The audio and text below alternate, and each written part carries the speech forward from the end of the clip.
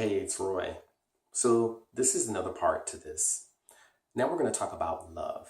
So, at first, we talked about peace. And so, that was sort of like the beginning to give you an introduction of referencing the mind, bypassing it, allowing yourself to sort of be more aware of going beneath the anger, the frustration, the depression, the instant emotions that you're sort of feeling all at one time and sort of breaking it down. So at first we want to talk about peace. Well, peace is such a big idea. Now I want to talk about the big idea of love. And so we're going to do the same thing. We're going to break it down to really find out, what does love represent for you? Love is a large idea, and it's something that we are looking to obtain. It's the unicorn once again. So I have three questions for you. What do you already have? So what do you feel in your life is loving? Like, what already exists for you? Now, this is for you. The most important fact about factual knowledge that you can come up with is authenticity. This letter right here in the heart sequence. Being authentic. Even if you don't say this stuff out loud to other people, you got to acknowledge what's really there. I hear a lot of people, they have a lot of feelings about so much stuff, but then they always like try to push it down and say, oh, but I love this person. Oh, but I really care about them. And it's like, the fact that you feel a certain way doesn't negate your caring about them. But since you keep squelching those feelings down because you think if you feel that, then it competes with the love. It's like nothing can compete with love. Love is in a category of its own. So if you feel and believe that emotions can compete with one another, you've been mistaken. That's what we've been taught. Certain emotions have to battle. Like, oh, I must be happy all the time because it must battle sadness. As if sadness is now wrong. Sadness only becomes something not healthy, if you want to use that term, when you're not cycling through it all the way, when you're stopping in it and it just seeps and it becomes a cesspool. But happiness is a stream of information and intelligence that we're here to experience.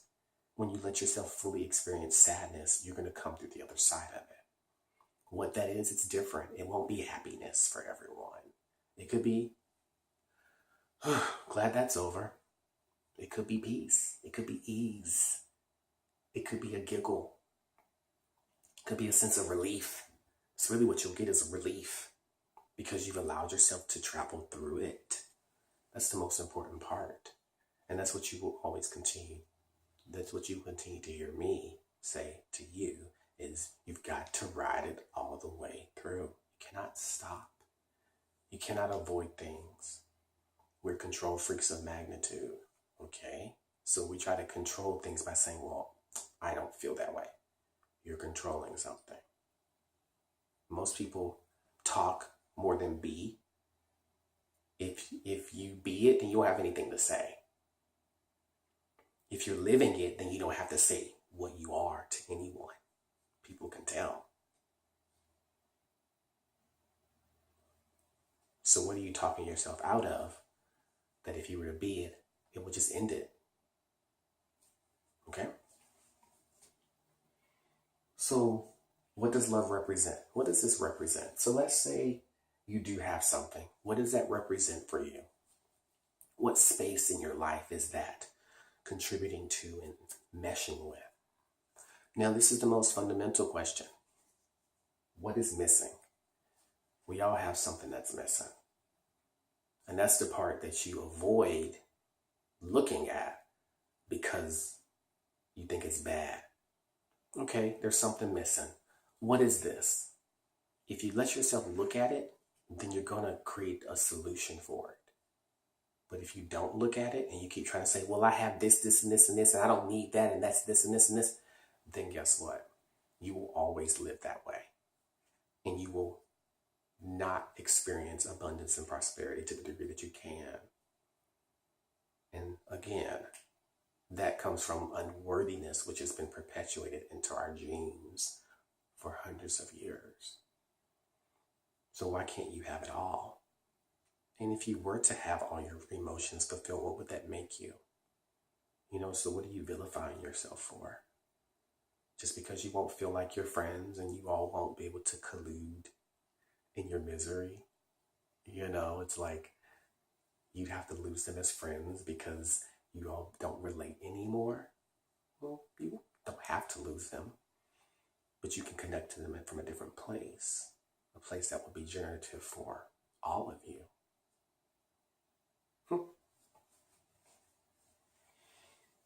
So here, I have a few things for you.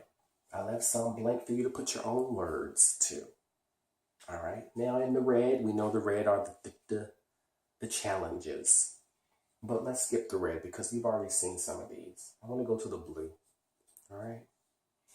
Harmony, caring, allowance, devotion, reciprocation, and intimacy. And there's a few more spaces for something that represents love for you. Okay, what represents love for you? You have to break it down. You just can't say love anymore. You've got to be very clear about what is there. When you break these words down, okay, then you begin to see with clarity what it is that's missing. Now, when I asked you what was missing, some of y'all may have only said a few things. It may have been an action that person's not doing for you. So let's say you want them to bring you flowers, okay? So bring flowers.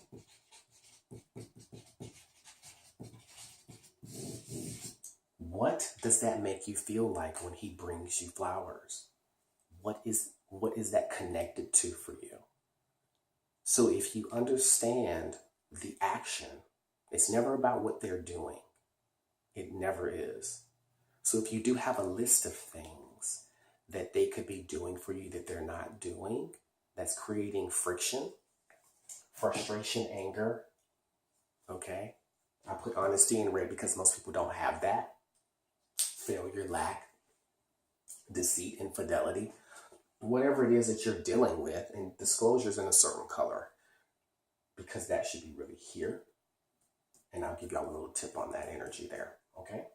So it's like when you're mad at them and you're frustrated at them, like what are you not communicating clearly? So it's like instead of saying, please bring me flowers, you need to say, flowers represent hope. And every time I see them, they remind me of hope, a white flower. And so that is so clear. If I was to hear you tell me that, I'd be like, oh, so white flowers represents hope. And if you're having a bad day, or if I know you're not in a good mood, then I will know what will trigger hope for you is the white flower.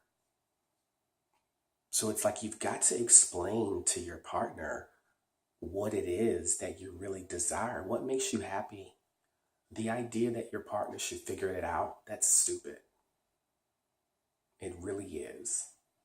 Which is the reason why people are not happy right now. Which is the reason why this is unobtainable for most people. And if it is, it comes at a price. And most of the time, love has the red and not most of the blue. Because we're supposed to fight and struggle and sacrifice and all these words. I wouldn't be in a relationship. Please, not me. Because that's not going to be what I'm going to live. That's a choice. It really is.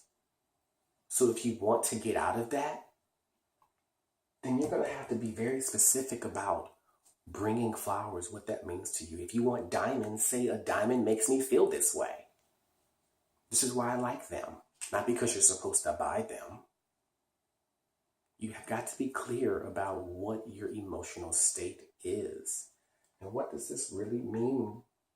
Again, it's a big picture. You have to break it down. And when you break it down, you need to make sure you put yourself in there. Because we have a lot of self-worth issues.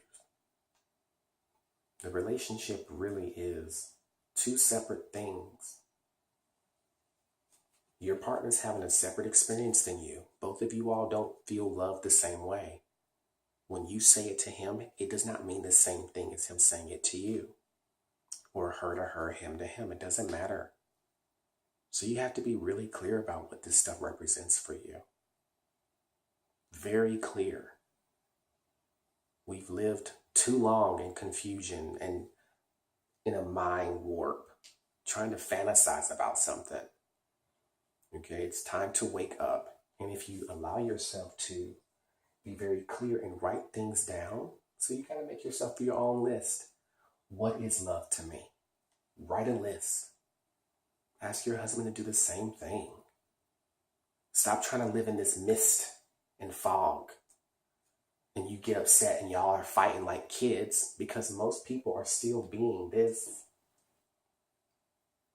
You've been it so long, that's how you get what you want when you react a certain way. Because that's what you learned. Instead of you putting words and communicating and saying, I would like this, people were having emotional battles the whole time, not even using words.